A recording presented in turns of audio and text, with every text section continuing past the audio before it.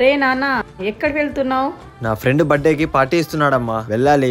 అవునా, ఈరోజు నీకు ఇష్టమని బిర్యానీ చేసినా నాన్న. నీతో కలిసి తిందామనుకున్నాను నాన్న. ఏంటమ్మా, నేను ఇంట్లోనే ఉంటా కదా, మనం ఎప్పుడైనా తినచ్చులే. సరే నాన్న.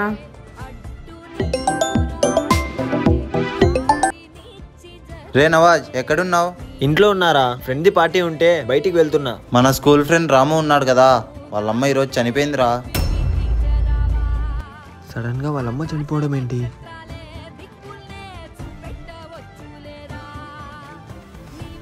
ఏం నాన్న, నువ్వు ఇంకా పోలేదా?